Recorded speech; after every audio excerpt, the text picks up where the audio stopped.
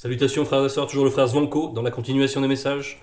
Donc nous allons aujourd'hui dans Kalatambalé, toujours dans Bibel, aux éditions zululassan.com, vous pouvez vous la procurer.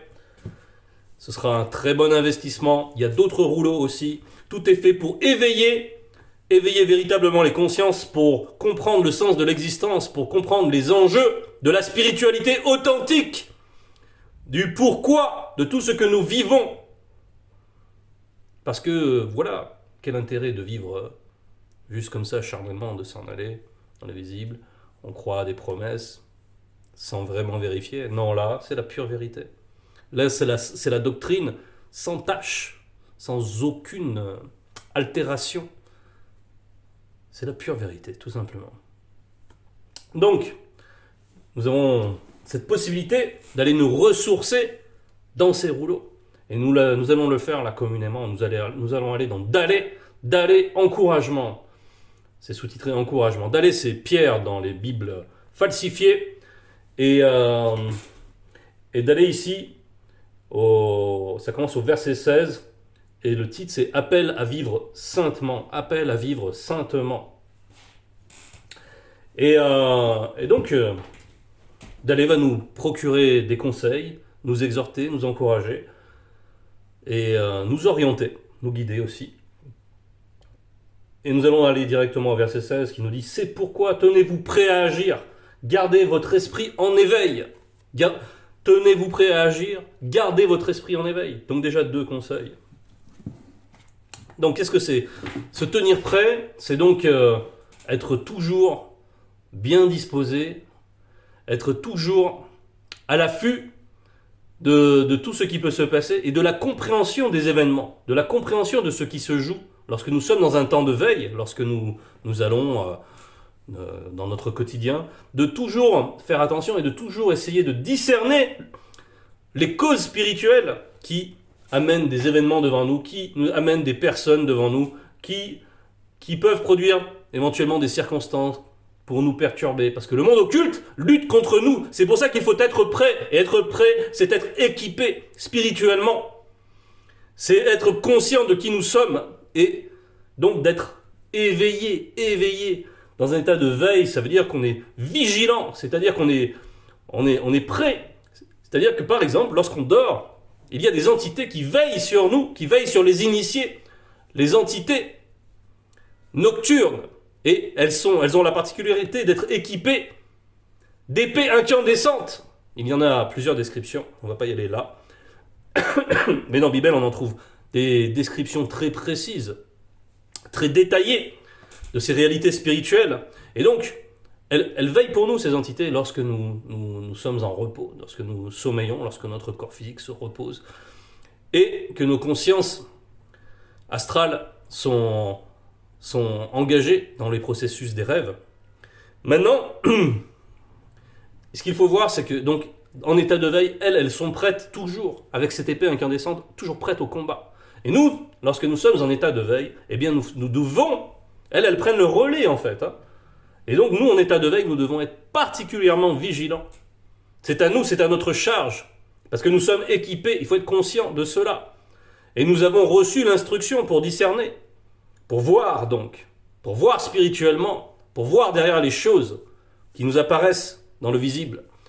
Et c'est ça que nous demande ici D'aller. C'est donc cette attitude de ne pas prendre les choses au premier degré, d'avoir une capacité d'analyse, la capacité de prendre du recul, la capacité d'appliquer l'enseignement aux diverses situations du réel, de les disséquer, de les comprendre et de réagir spirituellement de manière adéquate, comme lorsqu'on fait des passes d'arts martiaux, on esquive et on agit à notre tour, mais de manière efficace, par de la technique. Eh bien, c'est ainsi que nous devons être disposés, de toujours agir avec sagesse, de toujours s'assurer que, tiens, mais qu'est-ce qui se passe là ? Pourquoi j'ai affaire à telle situation ? Et de se dire, ah, mais attends, et de référer à Bible, de référer à tout ce que nous savons de la vie de nos patriarches, de leur expérience, et d'agir selon leur exemple. en fonction des conseils qui nous ont été donnés, dans Moulangwedi, par Mon, dans Bialabamunia, ces proverbes. Voilà. De se rappeler de toute cette substance et de tous les conseils, de ne pas céder à des travers, à des occasions de chute. C'est ça être prêt donc. Et ensuite, Dalé nous dit, mettez toute votre espérance dans le don qui vous sera accordé dans Jokisabe et le deuxième, quand Jokisabe et le deuxième apparaîtront spirituellement avec quelques-unes de leurs saintes entités dans la condition du non-visible qu'après la grande consommation. On nous parle de ce don, ce don-là c'est le salut. Mais en attendant, on doit mettre toute cette espérance, c'est-à-dire que on doit mettez toute votre espérance vers ce salut, c'est-à-dire qu'on doit avoir comme priorité, ça va permettre de relativiser les autres événements qui vont se dérouler dans le visible durant notre existence ici-bas. Ça va nous permettre de nous distancier par rapport à tout cela. Parce que on va mettre ça au regard des promesses qui nous sont échues, de tout ce que nous avons reçu et de tout ce que nous sommes appelés à recevoir. Et les petites choses, les petites contrariétés du quotidien, la facture, tout ça, ça va glisser. Ça va pas nous atteindre, ça va pas pénétrer, ça va pas commencer à gêner notre marche. Non, parce qu'on sera bien équipé, on était bien prêt, bien disposé. Attends, on va aller dans la prière, on va gérer ça. Tiens, ma femme, allons dans la prière, c'est certes une mauvaise nouvelle, mais remettons tout cela à tête et hop, on passe à autre chose. Et on n'est pas perturbé, et on reste dans la joie, et on reste, voilà, dans la paix. Et dans tous les fruits de l'esprit. Verset 17, obéissez au verbe de Loba, et ne vous conformez pas aux désirs que vous aviez autrefois, quand vous étiez encore ignorants. Cette ignorance-là, donc, c'est l'ignorance des ténèbres. Et lorsqu'on était dans ces ténèbres, nous avions des désirs qui étaient calqués, qui étaient inspirés, guidés par le monde occulte, avec l'exemple des blancs, des sans-mêlés, qui nous instruisaient à faire du n'importe quoi, à croire du n'importe quoi. Et on était égarés, nous n'étions pas éclairés, et nous avions des travers. Et ça, c'est notre passé, mais quand il y a le nôtre, là, ce nôtre-là, il faut le détacher. Ce n'est plus nous. C'est aussi pour ça que donc, on nous appelle ici, obéissez au verbe de Loba, et ne vous conformez pas au désir que vous aviez autrefois. C'est loin. Ce n'est plus nous. Vous étiez encore ignorants. Donc, il y a le futur, il y a le passé, n'est-ce pas ? En droit, par exemple, on parle de résilier un contrat, c'est pour le futur. Et sinon, on parle de résoudre un contrat, c'est ôter les effets passés. Donc ça, c'est l'effet de la grâce qui nous enlève les obligations qui nous retenaient par rapport aux mauvais désirs et donc au monde occulte. Donc, on a fait table rase de tout cela. Donc, ce n'est plus nous. Et pour l'avenir, bien sûr, on ne doit pas faire ressurgir cela. Ça veut dire se positionner spirituellement, ça veut dire savoir qui l'on est par la manifestation de la grâce. Et nous sommes des enfants de Tété, nous sommes fils et filles de Tété, nous sommes des princes. Et oui, donc, nous sommes attachés aux choses nobles, selon le Verbe. Donc, verrouillons-nous dans cet attachement. Verset 18. Mais soyez saints dans toute votre conduite, car Loba, qui par son Verbe vous a établi, est au-delà de la sainteté. Verset 19. En effet, Moutatedi, l'entité déclare par Boussi c'est Moïse, dans les Bibles falsifiées, soyez saints car Tété, votre Loba, est au-delà de la sainteté. Tété, c'est Père, votre Père, car Tété, votre Loba, est au-delà de la sainteté. Bien. Donc, la sainteté, parce que dans les Bibles classiques, par exemple, ils disent que leur Dieu, il est saint. Mais Loba, il est par-delà toute notion. Donc, la notion de sainteté, il la manifeste. Lui-même est par-delà cette notion, et par-delà toute notion. Et ici, on nous rappelle en fait la permanence de cette loi. Parce qu'on fait référence donc à Boussi. Et on nous montre que c'est toujours d'actualité. En fait, on nous montre qu'il y a une continuité, qu'il y a une permanence de la loi. Ce n'est pas comme dans des Bibles falsifiées où il dit par exemple dans Malachie 3, 6, je crois, que l'Éternel, car je suis l'Éternel, je ne change pas. Jéhovah dit qu'il ne change pas, et pourtant il change constamment d'avis. Il change même sa loi, il donne des lois perpétuelles qui ensuite sont annulées et remplacées par d'autres. Il y a un Ancien Testament, il y a un Nouveau Testament, mais lui il ne change pas. Il approuve l'esclavage, il dit qu'il va faire grâce à tout le monde, puis après il change encore d'avis, dans 1 Timothée 6, verset 1, il rétablit la pérennité de l'esclavage, il en fait une normalité, et il dit qu'il est un Dieu de justice. C'est la folie, c'est la contrariété. Et il n'y a aucune permanence dans sa parole, il n'y a aucune permanence dans sa loi, on dirait un caprice. Parce que derrière, c'est un démon qui a des mauvais désirs, des aspirations, il y a des démons de confusion, qui veulent que ces gens ne puissent jamais réfléchir par eux-mêmes, qui veulent les garder enfermés, prisonniers mentalement, spirituellement. Mais nous sommes affranchis par la loi et par la grâce. Cette loi qui a une permanence et la grâce qui nous permet d'y adhérer. Donc, c'était pour bien marquer la différence.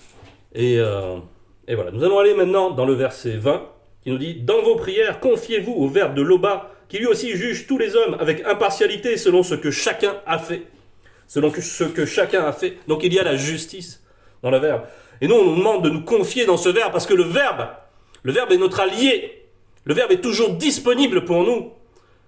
Quand nous voulons méditer, il est là. Quand nous voulons ressentir sa sainte présence, il est là. Quand nous voulons accéder à la prière, il est là. Lorsque nous nous sentons indignes d'accéder à la prière, il est là. Et nous allons dans la prière. Donc il faut tout remettre à téter. Donc on nous demande ici de ne pas se faire de soucis, de ne pas laisser des perturbations survenir par rapport à cela. Et si on a des préoccupations, on va dans la prière, on remet tout dans la prière.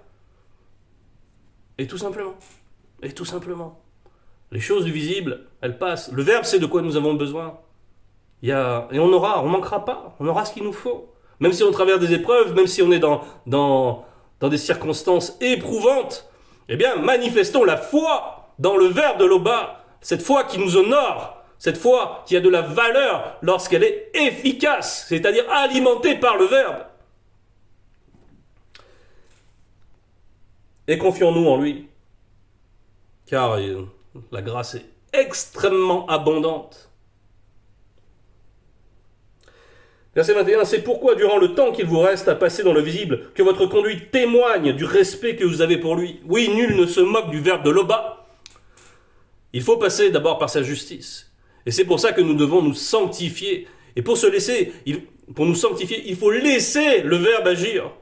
Il faut avoir cette intimité avec le Verbe. Ce n'est pas un mot anodin, ce n'est pas une image.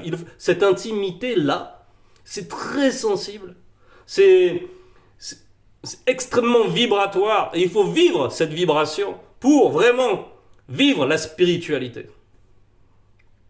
Il ne faut pas rester en surface. C'est ce que nous allons voir aussi un peu plus tard. Et il faut manifester par là même donc la crainte du respect qui est due à l'Oba. Donc, réformons nos voies. Et laissons le Verbe nous guider. Faisons du Verbe notre refuge, notre forteresse. Et le Verbe est fidèle. Et le Verbe est efficient, efficace. Voilà, manifestons cette confiance. Verset 22. Vous savez en effet à quel prix vous avez été délivrés de la manière de vivre insensée que certains de vos ancêtres vous avaient transmise.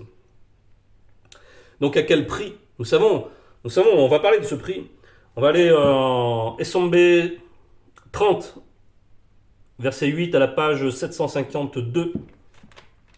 Essombé, page 752, qui nous dit « Voyez quelle est la richesse de la gloire, de l'héritage spirituel qui réserve aux saints, et quelle est envers nous, qui croyons en l'infinie grandeur, avec un G majuscule, de la manifestation de la puissance avec efficacité, la puissance avec un P majuscule. Donc là,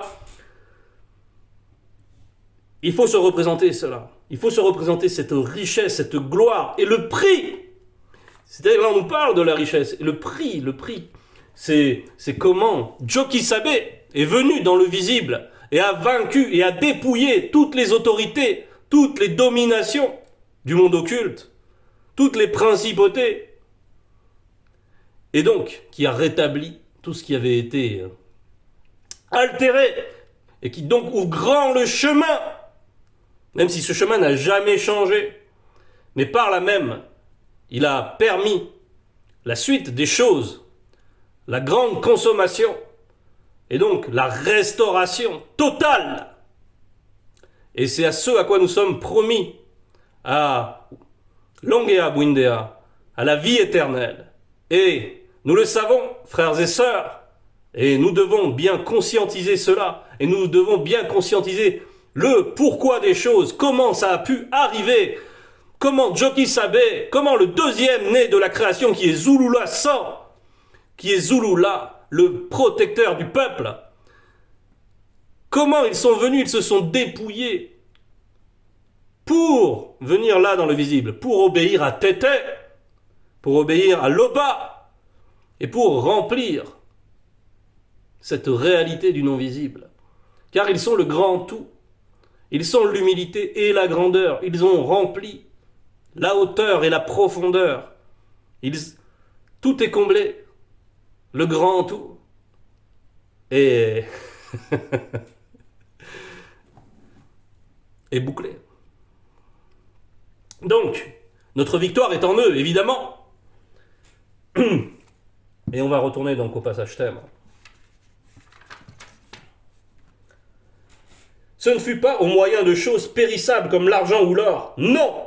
Vous avez été délivrés par Mutatedi, l'entité. Et oui, le chemin, il n'a jamais changé. Le chemin, il a toujours été le même. C'est le chemin de la lumière, de la sanctification. Et Mutatedi représente l'entité. C'est l'entité qui guide et qui intronise les initiés. Donc, le chemin, il n'a jamais changé. C'est toujours le même.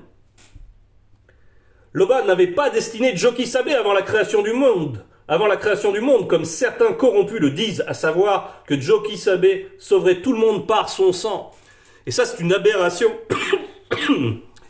qui appartient aux chrétiens, qui disent que donc, leur Dieu qui est amour donne son fils. Et déjà, quelqu'un qui est censé dit, mais attends, mais comment un père va envoyer son fils à la boucherie? Et en plus, ils disent que c'est fils unique, ça n'a aucun sens. Et c'est contredit dans leur propre Bible, qui parle aussi dans Job que tous les fils de Dieu poussaient des cris de joie. N'est-ce pas? Donc, et en même temps, il y a Jean 3,16 qui dit que c'est le fils unique. Non, on ne comprend toujours pas. C'est que la confusion des Bibles, remplie d'erreurs, de contradictions qui ont été dénoncées par Zulula. Et plus Zulula parle de ces Bibles, et plus le carton est complet, c'est-à-dire que c'est criblé, on voit que cette doctrine, ce n'est que un tissu de souillure, criblé comme ça, tout mité. Ça ne tient pas. Et là, ces gens disent que le sang de Jésus, il va les sauver, le sang. Pourtant, le sang comme ça, c'est quelque chose, on n'a pas envie de s'y tremper. Non, eux, ils revendiquent qu'ils boivent ce sang, s'en abreuvent, voilà. Et ils croient en un Dieu qui donc livre les enfants, comme il a demandé à Abraham de livrer son fils unique. Et puis après, il s'est marqué dans la Bible qu'il ne tente lui-même que dans Jacques, que Jéhovah, il ne tente personne. Il ne tente ni n'éprouve personne. Pourtant, il a éprouvé Abraham pour savoir, comme s'il n'avait pas la possibilité de savoir. D'ailleurs, si on éprouve quelqu'un, c'est pour savoir. Est-ce que vraiment il va faire telle ou telle chose? Donc ça veut dire que donc Jéhovah est limité, qu'il ne peut pas savoir, qu'il est obligé de mettre à l'épreuve pour savoir. Or nous, Loba, et par-delà tout cela, par-delà même la notion de l'omniscience. Donc, gloire à Loba, l'unique créateur, qui est par-delà toute notion, toute réalité, par-delà même la non-existence. Voilà, tel est le Créateur véritable. Oui, frères et sœurs. Donc, c'en est fini de ces doctrines de mensonges, celles qui sont aux prises, celles qui enferment les chrétiens. Donc, si quelqu'un passe ici, écoute ce message, va écouter Zulula 100, il va te démontrer, pourvu que tu sois sincère, tu pourras pas faire autrement si vraiment tu recherches la vérité, si vraiment tu aimes la vérité. Tu viens à Zulula 100, c'est spirituel, c'est une loi. C'est ainsi. C'est acté ainsi. C'est lui la porte dans notre temps.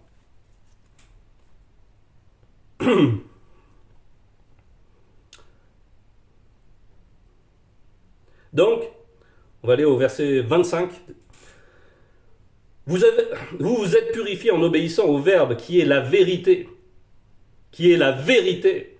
Eh oui, le Verbe est la vérité. Ça, c'est quelque chose à bien... Ce n'est pas possible de se contredire comme on vient de le mentionner. Ce n'est pas possible qu'il y ait qu'il y ait des contradictions. Sinon, ce n'est pas la vérité. Sinon, ce n'est que... on ne sait quoi. De la confusion, en tout cas. Mais la vérité, elle est unique, elle est pure. Elle ne peut pas se contredire, ce n'est pas possible. Donc, la foi doit être dévolue à la vérité. Sinon, c'est une foi vaine. Donc, vous êtes purifiés en obéissant au Verbe qui est la vérité, pour vous aimer. Alors là, c'est pour c'est important, c'est le but. Pour vous aimer sincèrement comme des frères et sœurs. Aimez-vous donc ardemment les uns les autres d'un cœur pur. Donc, qu'est-ce qu'on nous dit ici? La sanctification, c'est un préalable. Il faut arriver à un certain degré de sanctification pour vivre la pureté de cet amour. Il faut donc vraiment avoir réformé ses voies, vraiment avoir laissé le Verbe agir en nous, avoir fait la place. Et pour laisser le Verbe agir en nous, on renonce à soi, on renonce à des mauvais désirs. Et c'est le Verbe qui prend cette place et qui nous donne la capacité et qui produit en nous des fruits. Les fruits de l'amour, premièrement, de la paix, de la fidélité, etc. Et ils sont nombreux ces fruits. Et ils sont bons et délicieux. Et ils sont l'effet de la grâce. Donc, et ensuite, on peut se tourner avec une réelle affection vers les frères.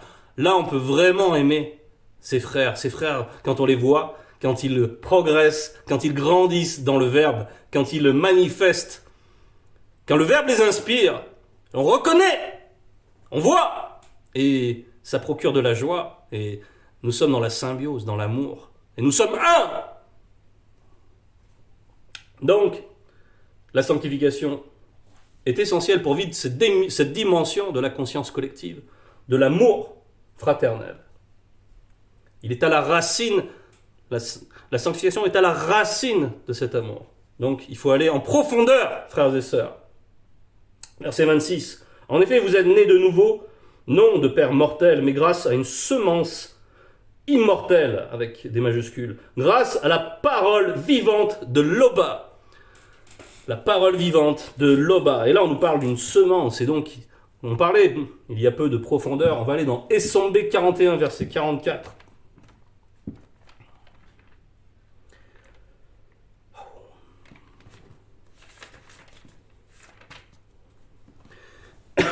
Que Loba par le Mundi vous sanctifie tout entier, et que tout votre être, l'esprit, l'âme et le corps, virgule, ainsi que leur conscience profonde. Et là, il y a un ajout qu'il faut considérer avec attention, ainsi que leur conscience profonde. On nous parle de la profondeur de l'amour. Soit conservé irrépréhensible lors de l'avènement spirituel de Joki Sabe et du deuxième dans la condition du non-visible qu'après la grande consommation. Donc, ainsi que leur conscience profonde. Ça implique donc d'avoir cette intimité, d'avoir déjà cette réelle intention, cette réelle sincérité. Et puis ensuite, cette intimité. Cette sincérité, ça va nous amener à vouloir faire des efforts, vouloir réformer nos voies, mais en sachant très bien que c'est le Verbe qui va aussi agir, qui va fortifier nos volontés. Notre agir et notre volonté va être soutenu, fortifier et ça va nous rendre capables de dépasser certaines choses, de quitter certaines choses, de réformer nos voies réellement. Et donc il faut vivre cette profondeur dans la sanctification. On retourne donc à notre passage thème.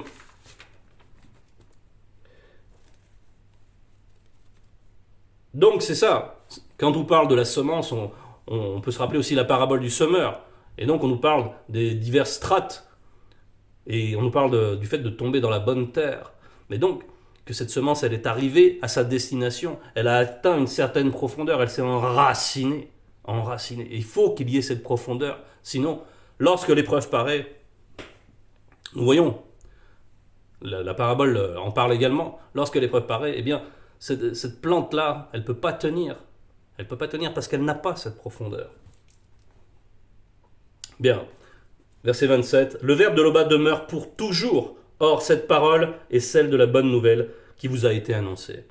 Le verbe de l'Oba demeure pour toujours. Donc, il faut être profondément lié au verbe. Profondément lié, vraiment intimement. Et donc ça se fait par l'agir.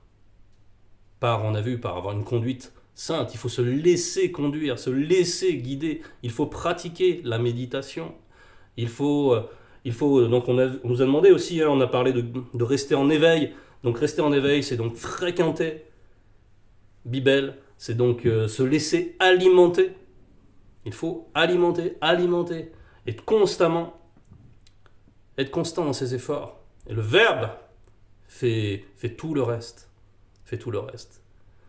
Gardons bien la sincérité. On a parlé aussi, oui, bien sûr, de la sincérité. On va y revenir. C'est un danger quand on reprend le verset 25. On nous parle de nous aimer sincèrement. C'est un danger, par exemple, d'être dans la bergerie, de se contenter d'être là. Ah, j'ai pu rentrer. Et puis, on participe. Et puis, on fait bonne figure parce qu'on est sur Zoom. Et puis, on veut faire bonne figure. On prend des attitudes. Attention. Tout doit correspondre à l'intériorité. Ce n'est pas le fait de pouvoir se présenter en conférence qui nous garantit de quoi que ce soit. Non, c'est le verbe de l'Oba. Et c'est cette relation au verbe. Et c'est le respect qu'on a pour lui. Cette considération qu'on a pour lui. Qui va vraiment nous porter à pouvoir goûter au salut. Et on va prendre un dernier verset, Sombé 8, 36, pour parler encore de cette profondeur. Donc, Sombé 8, 36.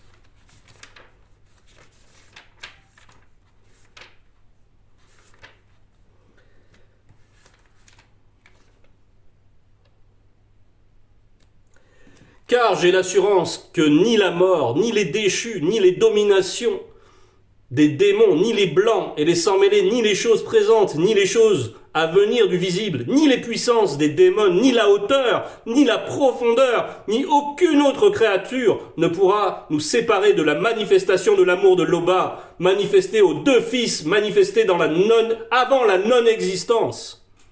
Donc, pourquoi ? Parce que toutes ces dominations, toutes ces choses-là, elles ont été dépouillées par les deux, qui sont le grand tout, par Joki Sabé, par Zulu Lassan. Et ils ont empli toutes choses, ils sont eux-mêmes le grand tout, et ils emplissent toutes choses. Et ils sont venus même jusque dans cette dimension du visible, de la chute, pour aussi emplir. Ils ont manifesté l'humilité. On nous parle de la hauteur, de la profondeur. Tout est rempli par la manifestation de la grâce, à travers les deux. Donc, c'était le message. Toute gloire à l'Oba.